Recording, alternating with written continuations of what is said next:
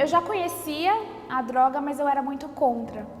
Então, eu tinha esse contato com a droga muito fácil, através de amigos e coisa do tipo, mas eu falava, não, eu nunca vou colocar isso na minha boca, isso não faz parte de mim, até um dia que eu resolvi experimentar, né? Eu já tinha dado entrada no álcool na minha vida, em algumas festas eu bebia, mas não era uma coisa ainda compulsiva, e aí acabou que eu experimentei a droga e foi se tornando cada vez mais progressiva a minha doença, né? Durante um tempo foi uma doença até que estacionada, né? Eu não usava tanto, mas de uns, sei lá, um ano mais ou menos pra frente, 8 meses pra frente, acabou que eu comecei a usar todo dia e me perdi naquilo. Eu fugi de casa, vendi coisas minhas, né? Eu tratava os meus pais muito mal, né?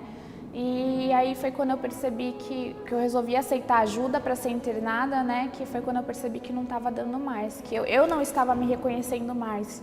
Eu me conhecia como uma menina doce, como uma menina que ajudava em casa, que tratava bem a família, e de repente me transformei num bicho de 7 cabeças, em que eu tratava mal a minha família, não me cuidava mais. Eu sempre gostei de me cuidar, de me maquiar, de me arrumar bem. E aí eu não me arrumava mais, eu saía de casa sem maquiagem, cabelo bagunçado, eu não tinha mais vaidade comigo mesma. E consequentemente, se eu não me amava, eu não podia amar o próximo, né? Então eu perdi o amor por mim e perdi o amor pela minha família também. Quando eu comecei a perceber que eu tinha um contato fácil com a droga, eu pedia muito para eles me tirarem da escola, né? Mas eles acabaram, a escola era uma escola boa, tinha um ensino bom, né? Mas acabou que eles achavam que não seria bom eu sair da escola por motivos de ensino e tudo mais. E eu vivia insistindo nessa tecla e eu não queria falar com eles porque eu tinha muita vergonha, né? E eu tinha medo da reação deles. Tanto que eu, mais ou menos na mesma época que eu me tornei dependente do tabaco, que é o cigarro, eu me tornei dependente da cannabis, né? Que é a maconha. E eu tinha muito medo de falar tanto de um quanto do outro. A bebida eu falava para eles que eu saía, bebia de vez em quando. Mas aí acabou que quando eu não tinha minha droga de preferência, que era a maconha, eu entrava no álcool. Então eu cheguei a beber todas, assim, minha mãe... Meus pais nunca foram de beber muito, mas eles ganhavam garrafas de vinho, champanhe, que eles deixavam expostos na casa, mas raramente eles bebiam. E aí, nas minhas crises de loucura, eu acabava abrindo as garrafas e bebendo por não ter a minha droga e querer uma saída. Eu comecei a mudar de novo, eu comecei a escrever no papel o que estava acontecendo com a minha vida. E quando eu acordei agressiva, mal-humorada, o que não costumava acontecer comigo, eu sempre acordei muito de bom humor na clínica, sabe? Dava bom dia para as minhas companheiras.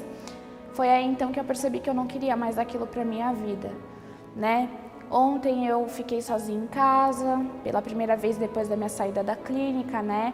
Não vou negar que, sabe, bateu aquela vontade, tipo, nossa, eu tô sozinha em casa, se eu usar ninguém vai saber, então eu posso usar só um pouquinho.